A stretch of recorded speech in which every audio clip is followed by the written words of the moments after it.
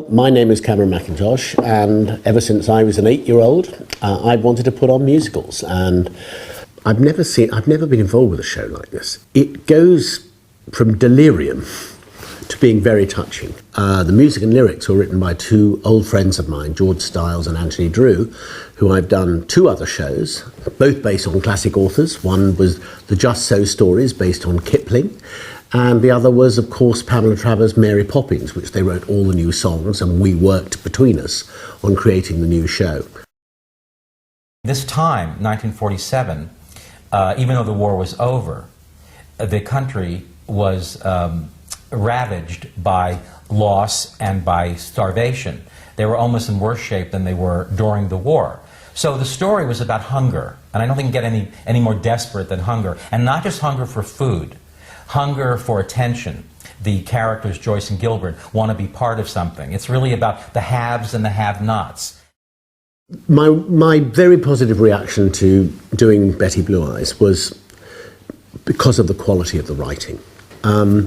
It was quite exceptional. To see a libretto which was as well constructed as this is very, very rare. I'd probably put on more musicals than anyone else on the planet. And I can tell you I've never seen a show come my way where it was, even before we went into rehearsals, in such a strong state. And of course the lyrics by Anthony Drew complemented the script so well, and they're wildly inventive.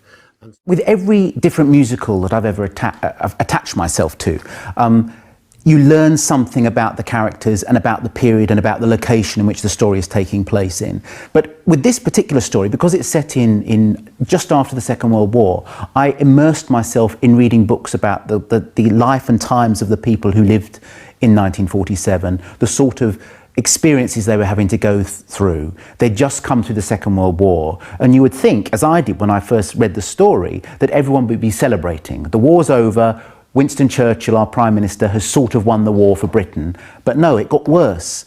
Because of the measures that had been taken during the war with food rationing, it meant that there was a long time to catch up after the war before food was plentiful again. And so rationing was worse after the war than it was during the war. So to be given to find a piece of work that was so different and so special is something that producers of musicals dream of. I'm old enough to remember an age of austerity. I was born during the Second World War. I was born in 1943. So the period of this play is 1947. I can just, more or less my earliest memories date from 1947. There was a terrible snowfall in 1947 which lasted from January to March, thick snow, and I can remember being lost in a snowdrift. And I do of course remember rationing, and particularly sweet rationing. So I can remember having a ration book. We were quite healthy because we didn't eat a great deal because there wasn't a great deal to eat. I can remember seeing oranges for the first time, and the vivid colour was shocking within a world that in those days everything seemed, I think back on it, and my dominant memory of it is in the late 40s is an absence of colour. It was a much more polite society, much more concerned about each other, much more careful about the way you spoke.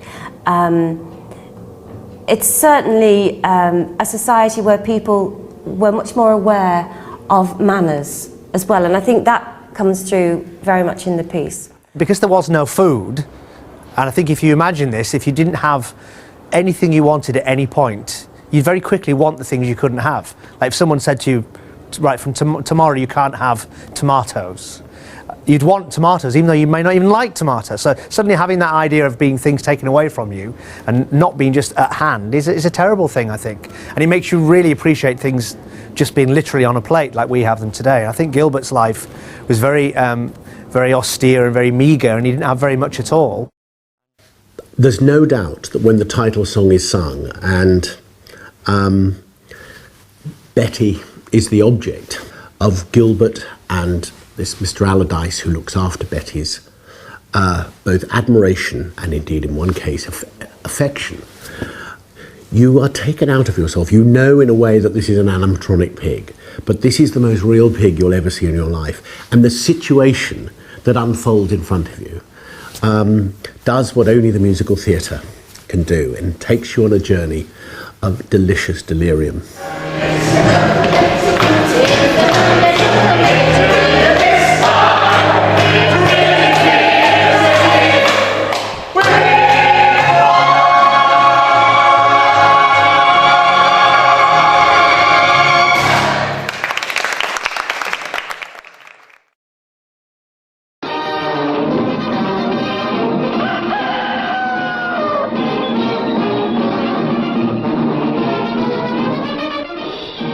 Here's a father who has enough on his plate, and when mealtime comes round, it's a real man's job to see that they get enough on theirs. They're the 16 children of Mr. and Mrs. O'Hare of Anfield, Liverpool, complete with 4 sets of twins. This nation is starving. There is no doubt about it that we are all seriously underfed. My name's Sarah Lancashire, and in Betty Blue Eyes I play a character called Joyce Chilvers, who is married to Gilbert Chilvers, who is the chiropodist in this small Yorkshire village. In the village, they are about to have what they call a private function to celebrate the wedding of Princess Elizabeth and Prince Philip. And of course, we're talking about our Queen, Queen Elizabeth II as we know her now, but in 1947 she was still Princess Elizabeth. And they will be getting married. And so great excitement is happening all around the village. And of course they need food for the banquet to celebrate. And the only way it appears that they're going to get food to celebrate the wedding is to rear a pig. And that, unfortunately, in 1947, to rear a pig, which wasn't licensed, was completely illegal. And now we're sick of it. Sick of the queues and ration books and square-inch packets of fats. We're crying out against this stretching of the lean fare of wartime. It's the wives and mothers every time, and it's a case of doing without. And this last cruel cut on our larders is the hardest one of all.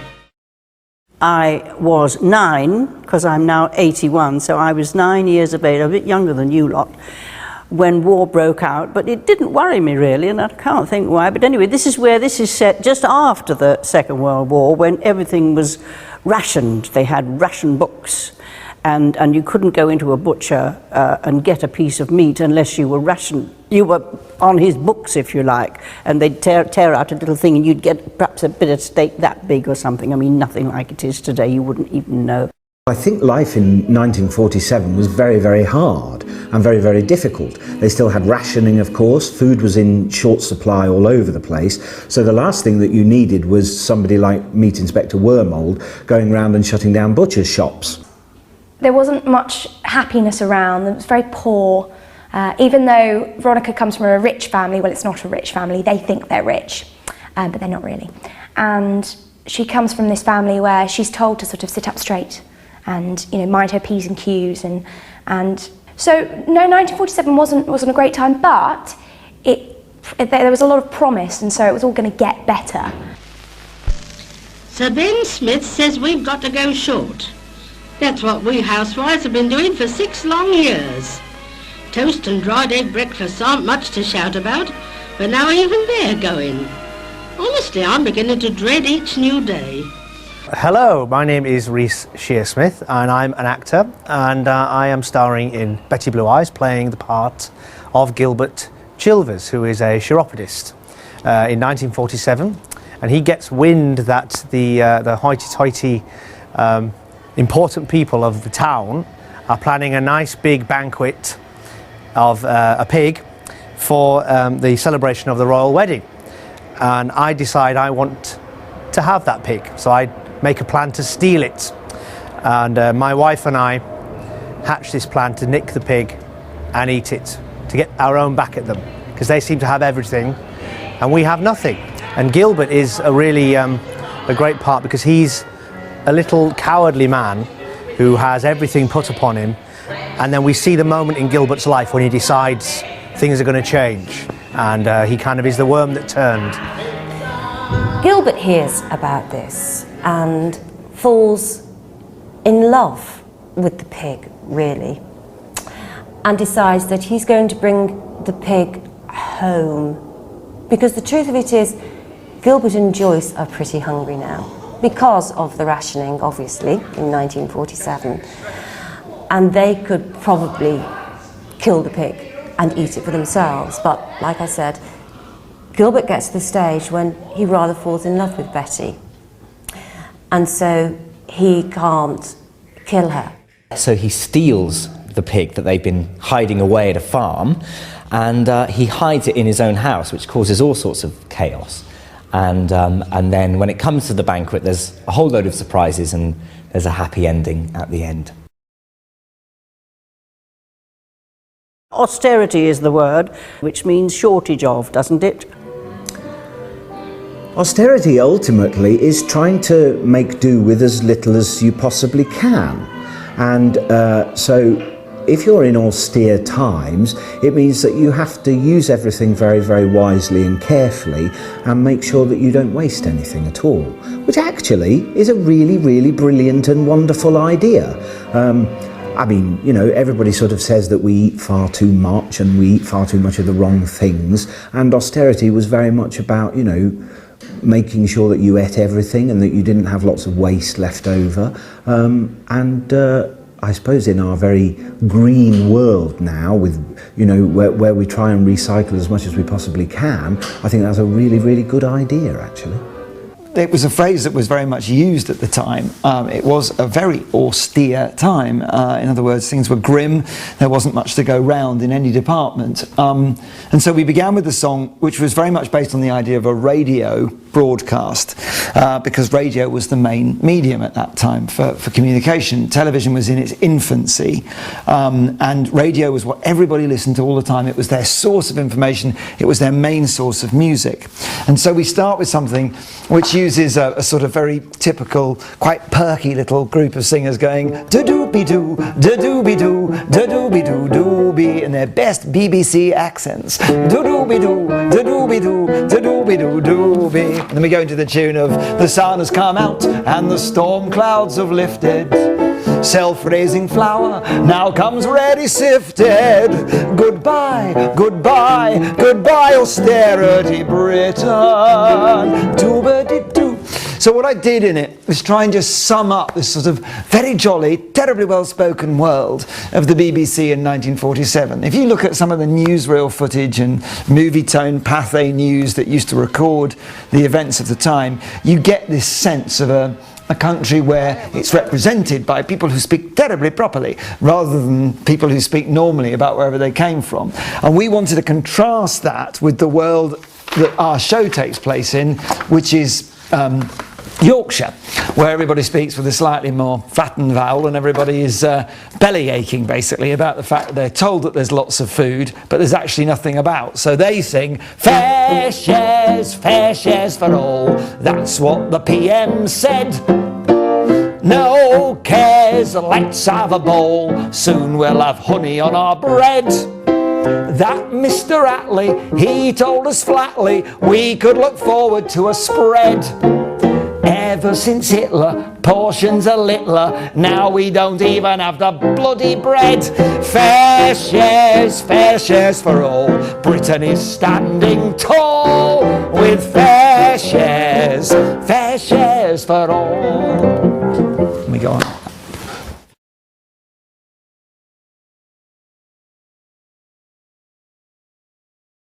Well, I think it's a very, very interesting time to be putting on this show, because this show is about austerity Britain, and at the moment we're going through a sort of similar crisis in a sense. So certainly these are lean times, and we have to be very, very careful with the food that we've got and the money that we've got, and look after it and make sure that we use it very, very well and very wisely. I think what I've learned is I didn't realise how broke the country was after the war, how it had exhausted everybody both physically and economically. We had kind of nothing left. We'd used every railing, we'd used every nut, every bolt. And, you know, in 1947, potatoes became rationed. You couldn't even fill up your plate with potatoes. Mrs. Richardson, yes, as a British housewife, will you give us your opinion on the present clothing coupon ration? Yes, well, my opinion is the sooner it's abolished, the better. Everything that you see in Betty Blue Eyes is true. There were ministers of food. People were arrested if they had unregistered illegal animals. There was a huge black market, which means that people were trying to go against the law or under the law, sort of like under the fence, so they were not caught. One of the great things about the period was that people did make the best of things, and there was a lot of, despite the hardship, there was a lot of cheeriness that came out of it. It was kind of enforced, but it was nevertheless, it existed and it was real, and people, you know, made the best of it and had a great time, I think, as well. You know, people made the best of the blackouts in the war, and there was lots of you know, singing and camaraderie. People got really very close, I think, during the, you know, if something bad happens, you get your friends, hopefully, that you've got around you to kind of see you through those times. And I think everyone had that sense of community and team spirit in these hard times. We do a lot of queuing. You had to queue with your meat ration books in order to get your weekly ration of meat.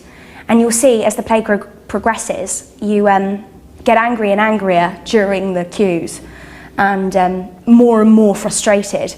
And you'll watch as the plague progresses, it gets worse and worse. And Veronica gets very proud of her sweets and sort of won't let them go, and also will quite happily elbow someone out of the way if they're trying to get in front of her, because she wants her meat before anyone else. I was lucky enough to grow up in a house which had a largish garden, and then my father, who had been in the Navy, bought a farm which was very close to our house. So essentially I lived the life of a farmer's son. My mother, who was from London, rapidly adapted to the country, and she grew vegetables. So through the entire period of austerity, we did actually have our own potatoes, cabbages, beans. I can remember sprouts, our own onions, and our own fruit. So I guess we were, in that sense, we were very, very privileged. I don't think that they necessarily had the cans and bottles that we have today, but it was still a form of recycling where you take what you have and try to use it so that there was no waste. And that was the whole thing back then, that there should be, you didn't waste anything. You used everything, whether it was food or clothes, whatever, building materials, whatever it was, so that there was no waste. In those days, people recycled the clothes a lot. Everything was make, do and mend. So it was a question of taking an old coat and changing the trim on it, changing a belt, changing the buttons. Very economical, but just giving it a different look and a different feel. So people felt like they had new clothes, but actually it was recycled. A lot of handed down clothes. A lot of people, you know, mothers would make clothes, and they would make, and then those children would hand them down to younger brothers and sisters. So recycling was enormous. We think it's a new thing now, but actually that's what made the world go around then. Today, of course, if you want to buy a pair of jeans or you want to buy a sweater, you just go to a store and buy. You never think of recycling your own clothes. But then it was for the war effort, and even after the war, to take the clothes that you had and mend them, make do and mend. Fix them, put a patch on them, do something to them to transform them, but keep them, because there was also clothes rationing as well. There were coupons to buy clothes. So you had to be very, very careful in those days, which I guess was a precursor to recycling. 1947 life was much tougher for everybody, not just for men, but for women too.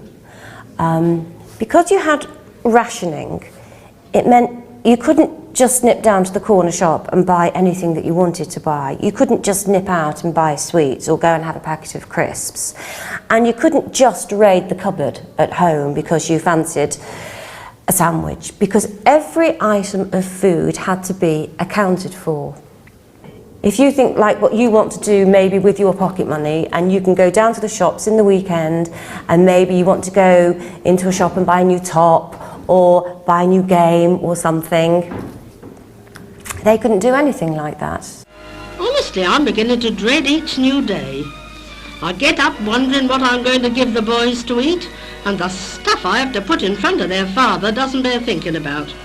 Looking at the design of the play, it's felt to me that there were none of the mod cons. Everything was very make, do, amend. Everything was very simple in the home, and there was a simplicity to life that we simply don't have now. And I think that that's been very good for the musical, because we've been able to strip away a lot of the complications that you would normally have in everyday life and just concentrate on the story.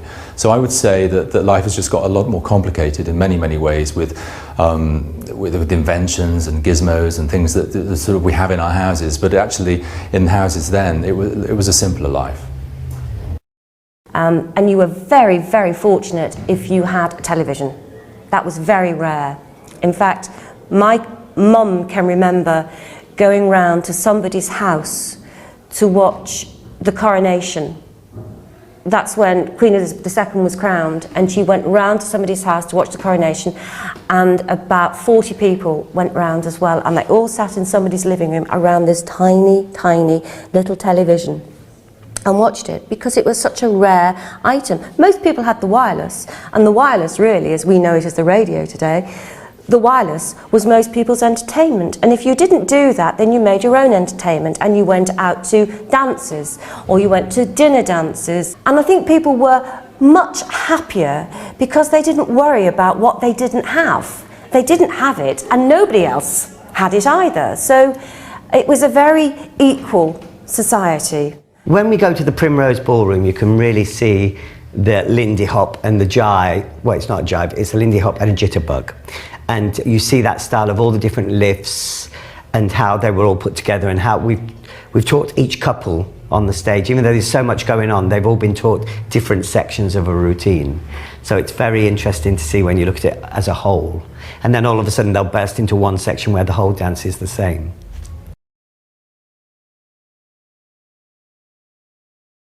I think the important thing is to remember that you're telling a story, and that everything has to be the servant of the story. The music has to be the servant of the story, the choreography, the book, which is to say the words that people say to each other. And remember that the most successful musicals are musicals where people sing because they have a reason to sing, because they're in a scene where they get to a point where emotions need to be expressed, not in words, but in song and in dance. And that's one of the thrilling things about musicals. But essentially, tell a story, make it simple, and make it accessible. Find the most sort of exciting and high points of the scenes, and that's always a good point to put in a song. When Joyce and Gilbert have stolen the pig, they're very excited and they do a celebratory dance, and the whole of the village comes and in their imagination and celebrates with them.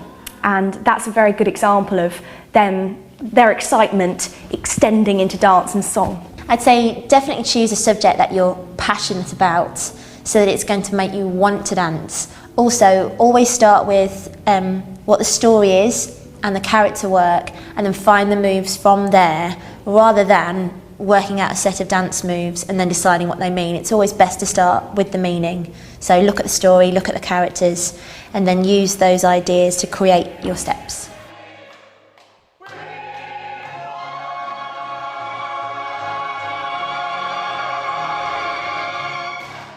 At the end of the song, you should feel like the story has moved on a little bit.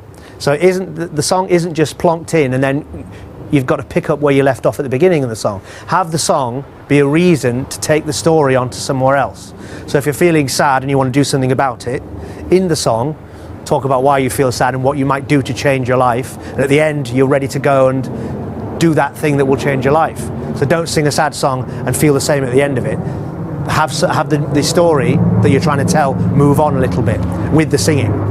The songs aren't just there as a musical interlude. They're there, to further the story. They carry the narrative forward. So you'll find that the words actually do tell a story. I've got one here actually, and this is words from the show, and I'll show you exactly what I mean. These are the words, and you'll understand it now. It takes heart, it takes nerve, it takes guts if we're to fight them. Now they're lyrics, but what I'm saying is they may as well just be dialogue, because they really do tell the story as well, and that's what your songs have got to do.